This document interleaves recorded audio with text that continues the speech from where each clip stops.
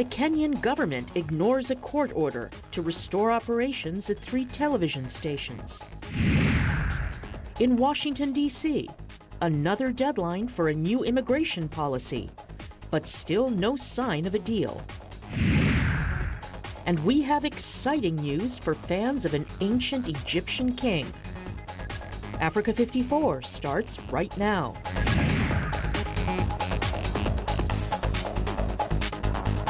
Good evening and welcome. I'm Vincent McCory. This is Africa 54. Tonight we begin with yet another tragedy on the Mediterranean Sea.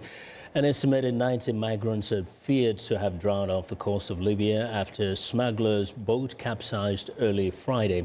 The International Organization of Migration says most of them are Pakistanis, who form a growing number of migrants heading to Italy from North Africa. The IOM says there were 3 known survivors, but 10 bodies have washed up on the shore. 2 are Libyans and 8 Pakistanis. Searches are ongoing for potential survivors, but IOM spokesman Leonard Doyle says there is little hope of finding any. The town of Zuwara, located near Libya's border with Tunisia, was a favored site for migrants' boat departures over the past 2 years, but of late has seen only occasional departures.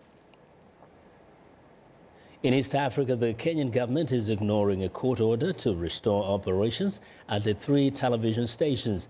Kenya's High Court Thursday ordered the government to allow the country's 3 largest television stations back on the air after they tried to broadcast images of the mock inauguration of opposition leader Raila Odinga on Tuesday. A day before, the court ordered the Kenya government was defiant in its decision to shut down the television stations. But the High Court wants media workers to return to work, ordering the government not to interfere with the stations until a case disputing their shutdown is heard.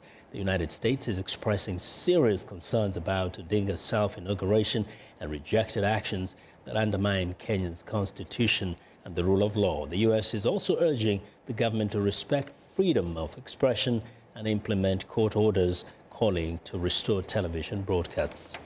Now, for more perspective on the situation there, David Monda, a political analyst and professor at City University of New York, joins me by phone from Nairobi. Good evening, Professor Monda.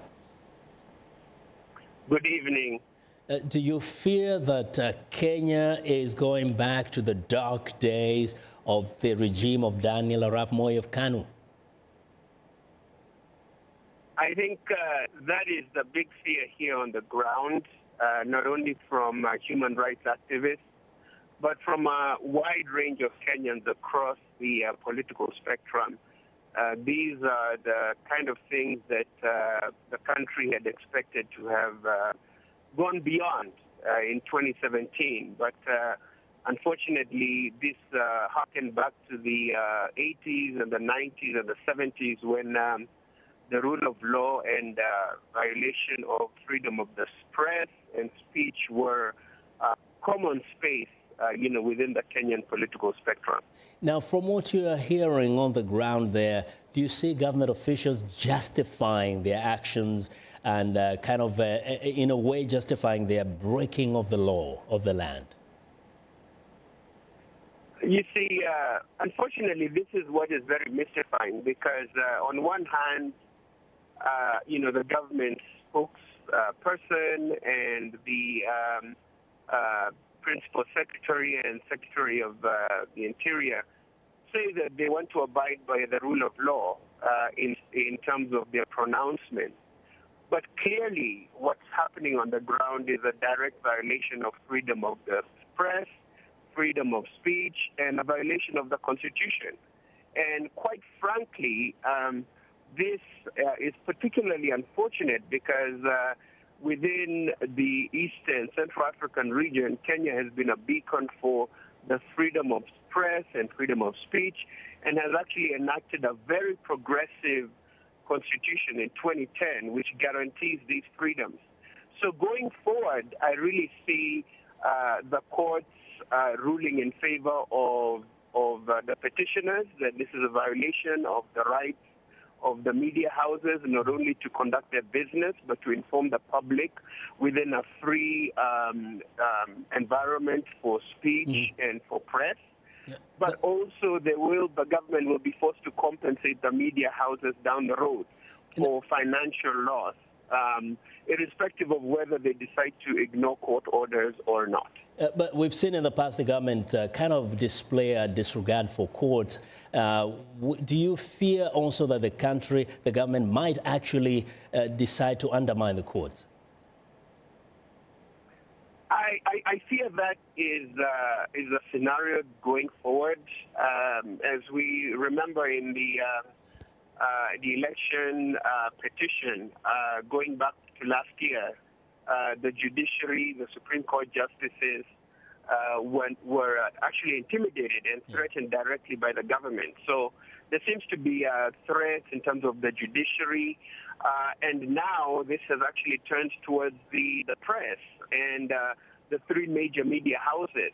Let's not forget that currently the main source of news that's actually being televised is the government station, the Kenya Broadcasting Corporation, and K24, which is a private station associated with the president.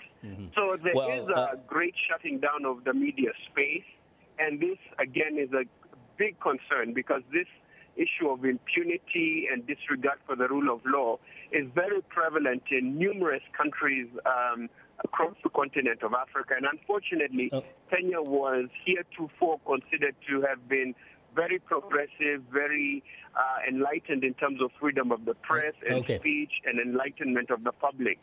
But it appears that we're going back to the dark days of impunity. A very, very worrying and unfortunate development. Thanks a lot, Professor Monda. We actually do appreciate your insight very much. David Monda is a political analyst and professor at City University of New York. Now to good news in South Africa. All of the miners trapped underground at Sibanye Stillwater's Beatrix Gold Mine have been brought to the surface. That is according to company spokesman James Walstead. Over 1,000 miners were stuck underground on Thursday after a storm knocked out power. In a painstaking rescue mission, the exhausted miners were hoisted up one by one after temporary power pylons were installed. None of the miners sustained major injuries. Now, although the company says the mine workers were never in danger, the incident highlights safety concerns in an industry that is home to the world's deepest mines, with workers at some sites operating at depths of up to 4 kilometers. Well, South African President Jacob Zuma is under increasing pressure as he faces a no-confidence vote this month. It is a new attempt to oust him by opponents emboldened by splits within his own party. On Friday, Parliament Speaker Baleka Mbete agreed to a request from the opposition economic freedom fighters for a motion of no confidence. However, she refused to hold the vote before the President's State of the Nation address on February the 8th, and instead she has scheduled the vote for February the 22nd. President Zuma, 75, battling a string of corruption allegations, is in a weakened position since he was replaced as leader of the ruling African National Congress Party in December by Cyril Ramaphosa, the country's deputy president. Now, an outbreak of cholera has several African nations scrambling to fight the contagious disease. Zambia, the Democratic Republic of Congo, and Malawi are among those hit the hardest. In Malawi, cholera has killed at least 4 people since November and sickened some 200 more. The United Nations Children's Fund is trying out a new high-tech approach to better target response efforts. Lamek Masina reports from Lilongwe. The drone heads out. Its mission is to take images of cholera-prone high-density areas in Malawi's capital. The images become maps given to communities to formulate action plans to prevent further spread of the disease.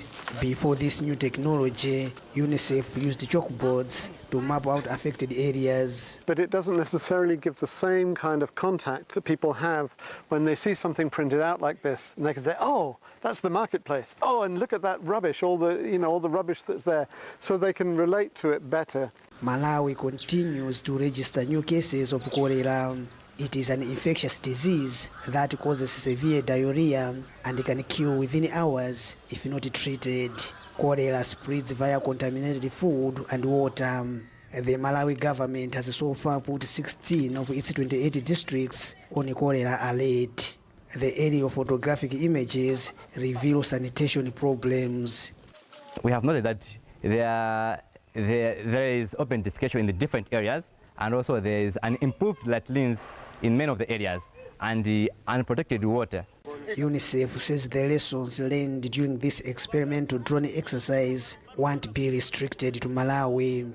I mean, Malawi is very fortunate that it has been the place where this new experimental drone technology has worked out, and the drone corridor has been very important.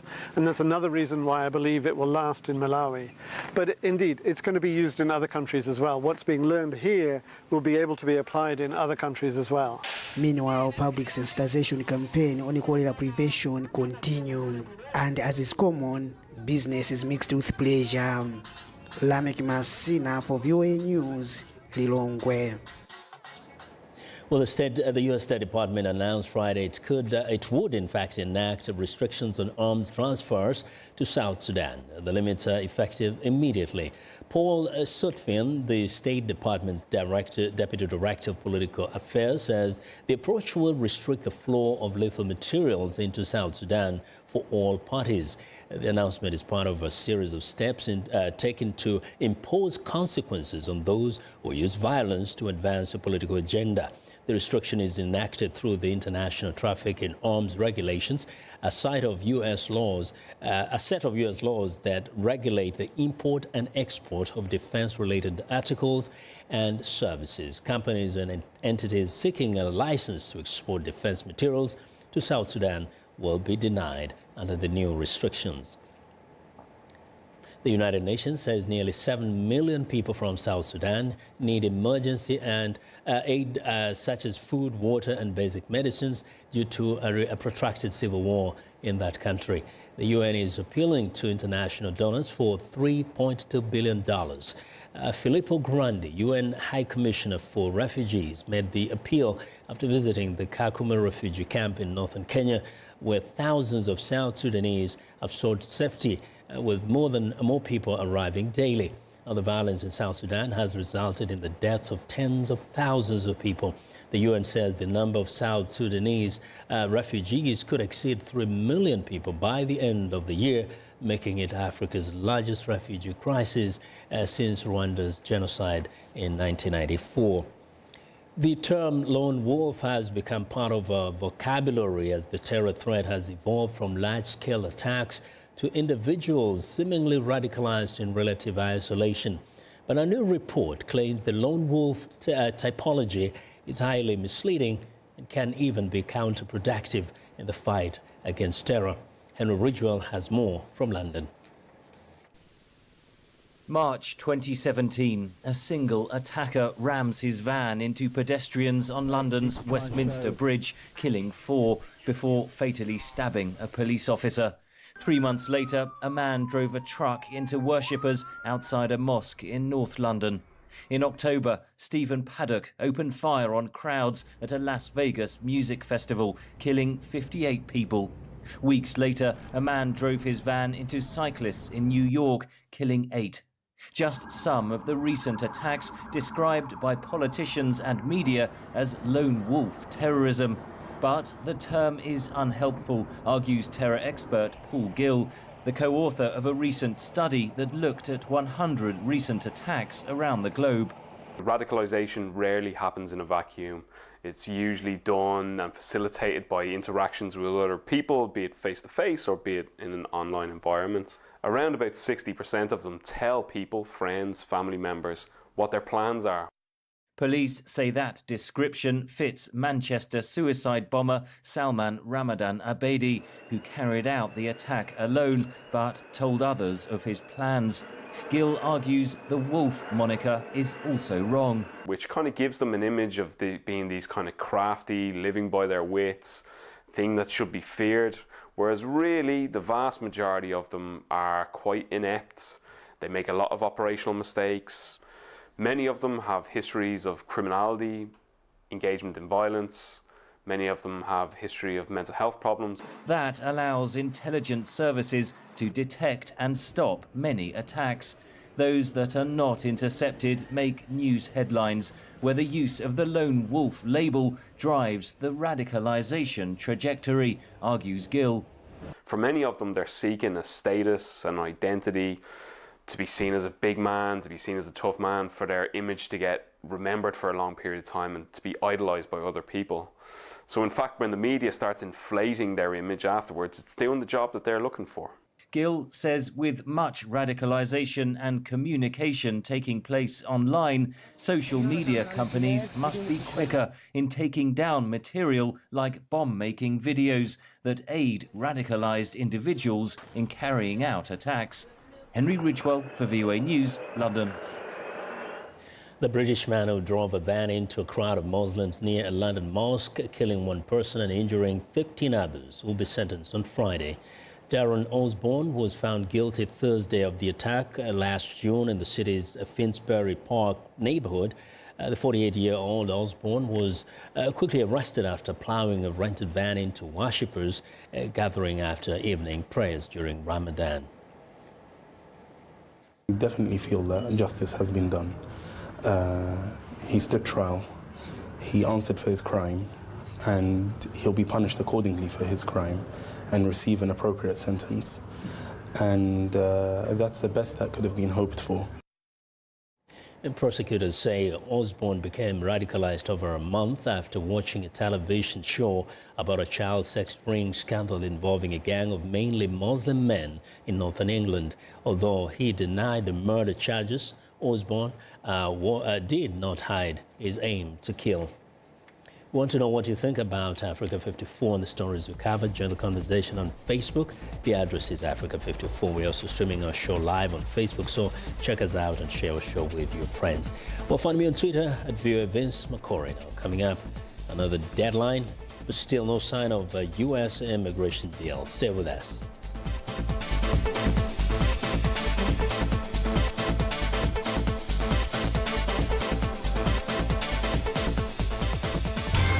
How do you see the world?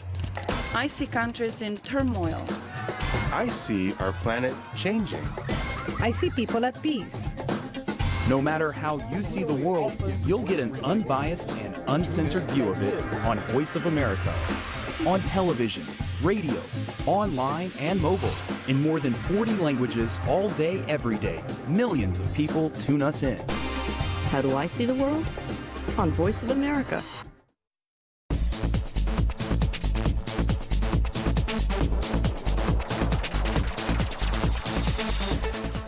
U.S. President Donald Trump says it's time to take U.S. immigration policy into the 21st century. But his four-pillar plan, which includes border wall funding and a pathway to citizenship for nearly 2 million young undocumented immigrants, is drawing criticism from both Democrats and Republicans. Here's VOA congressional correspondent Catherine Gibson. The border wall.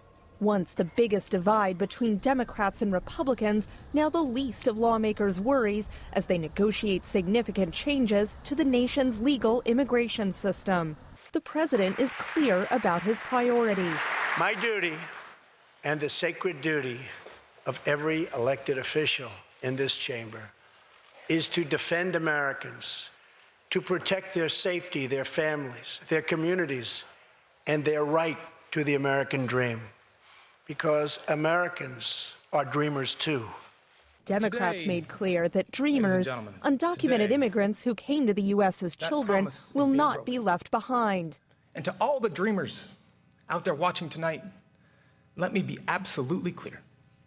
Ustedes son parte de nuestra historia. Vamos a luchar por ustedes y no nos vamos a alejar. You are part of our story. We will fight for you, and we will not walk away. Democrats are balking at Trump's proposed permanent cuts to the diversity visa lottery and family-based immigration programs. The United States became the strongest and most powerful nation on earth with these immigration policies in place. And part of the reason that you allow people to petition to have their family members with them is because those family members being close to them makes it more likely that they're going to succeed and less likely that they're actually going to rely on the government for help. Trump's tweets and his unpredictability create difficulties for Democrats who might want to make a deal. Over and over again, we listen to what he says at night to see a tweet in the morning that's somewhat different. But if the president lets us do our work in the United States Senate, I believe we can come up with a bipartisan proposal. On the Republican side, more conservative members of the party don't want to give citizenship to dreamers. The rule of law is not negotiable. Amnesty is a pardon for immigration lawbreakers, coupled with the reward of the objective of their crime. A position rejected by moderate Republicans who want to see that fixed. Like I said, the 1.8 million, on a path to citizenship, that's a good positive. Border security is certainly going to need to be there. If you go diversity visa, get rid of that. If you talk about chain migration, those broaden the discussion, and it may be more difficult to get a deal. A complicated range of demands summed up by the president himself. As a fair compromise, one where nobody gets everything they want, but where our country gets the critical reforms it needs. Reforms lawmakers had hoped to push through by the next government funding deadline. Catherine Gibson, VOA News, Capitol Hill. Well, it's time now for a short break. Still to come on Africa 54. Artifacts of an Egyptian boy king undergoes a full restoration. We'll be right back.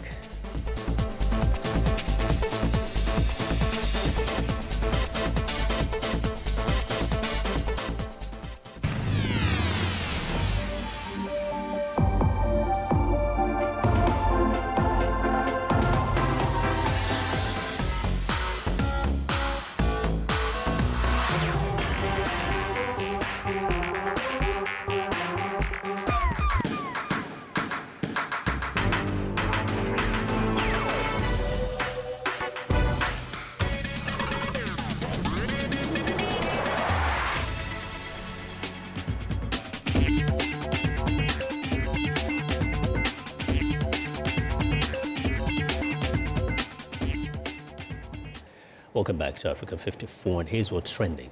It's game on for Nintendo. The video game giant hiked its annual net profit forecast by more than 40% Wednesday after its popular Switch console flew off shelves during the holiday season. Fueled by a cheaper yen, Nintendo now expects to sell 15 million Switch units by March. Switch, which can be played both at home and on the move, blends Nintendo's console and handheld device business with its fledgling mobile gaming strategy, which scored a big brand with Pokemon Go's success in the summer of 2016. Well, next up, the top trend at India's Fashion Week: soft, softer, and softer still. This collection, titled Songs of Summer, included light fabrics, subtle pastels, and floral attires, and exhibited elegant fabrics made out of PET plastic bottles. The opening day of LFW saw fashion aficionados and style enthusiasts turn up in huge numbers. Bollywood actor Shahid Kapoor and his wife Meera Rajput dazzled the audience as they walked the ramp for renowned Indian designer Anita Dongre in Mumbai on Wednesday. Well, and finally, a new device promises to give any wheelchair extra zip. The Indiego is designed to be customizable to fit over any wheel size between 10 to 26 inches and can support individuals weighing up to 114 kilograms. It weighs 20 kilograms and a single charge lasts up to 18 kilometers. The device can be folded into a compact size and can be easily carried or stored in the back of a car. The team is hoping to offer the Indiego at half or less of the price of an electric wheelchair that on average costs just over $7,000. The target is to have the first retail models on store shelves at the beginning of 2019. And that's what's trending today. Now, ancient artifacts belonging to Egypt's King Tut are being restored. The items, including clothing, toys, and furniture, will be displayed at the Grand Egyptian Museum in Giza, Egypt, and now under construction.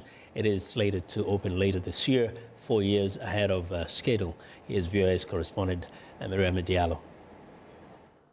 It shouldn't be surprising that the boy king who ruled Egypt for 10 years until his death at 19 had a toy collection. Here we have a swan which is shaped like a plate. It's like the spinner toy that we used to have in the old days. This toy rotates and has a colorful effect because of the decoration on the spinner. We also have the bird and finally the swan, and below it we can see the eggs.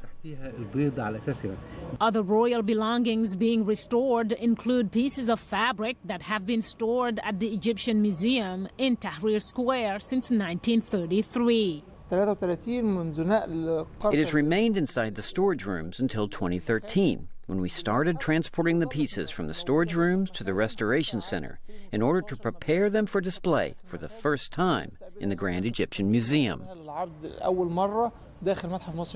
Artifacts from the so-called Golden King's tomb were discovered by British archaeologist Howard Carter in 1922. Most were made of gold or contained plated layers of the precious metal. His tomb is the only tomb to be discovered completely and fully intact. It has a wide range of different ancient pieces, fabrics, and ancient substances that show a clearly advanced method of craftsmanship and technology in pharaonic Egypt. King Tut's priceless possessions will be on public display when part of the Grand Egyptian Museum opens later this year. Mariama Diallo, VOA News. We'll review this evening with the music artist Clinton and his song Darwa. From all of us in Washington, have a great weekend.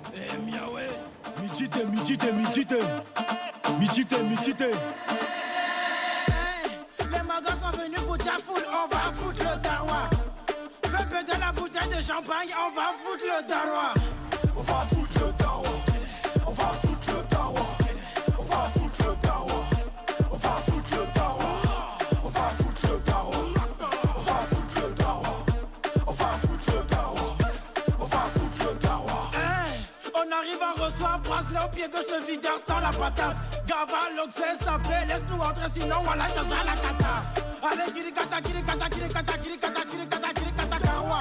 Cigare à la bouche, tricard comme ça, j'en fous le dawa. On va foutre le dawa.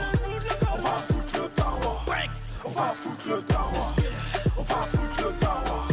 On va foutre le dawa. On va foutre le dawa. On va foutre le dawa. On va foutre le dawa. On va foutre le dawa. On va foutre le dawa. On va foutre le dawa. On va foutre le dawa. Petite, ce soir y'a pas de cosso, c'est tonton Clinton qui régale. Si tu veux pilon, ne sois pas timide, c'est tonton Dachi qui régale. On va foutre le dawa. On va foutre le dawa. On va foutre le dawa. Ah, on fout le dawa. On va foutre le dawa. On va foutre le dawa. On va foutre le dawa. On va foutre le dawa. On va foutre le dawa. On va foutre le dawa. On va foutre le dawa. On va foutre le dawa. On va foutre le dawa. On va foutre le dawa. On va foutre le dawa. Welcome to English in a Minute. Today's episode won't cost you anything. Freebie. Let's see what this one is about. Anna, I love my job. Oh yeah? Why is that? I get so many freebies from the bands I write about. CDs, t-shirts, water bottles, even tickets to see them perform. Wow. The only freebie I ever got from my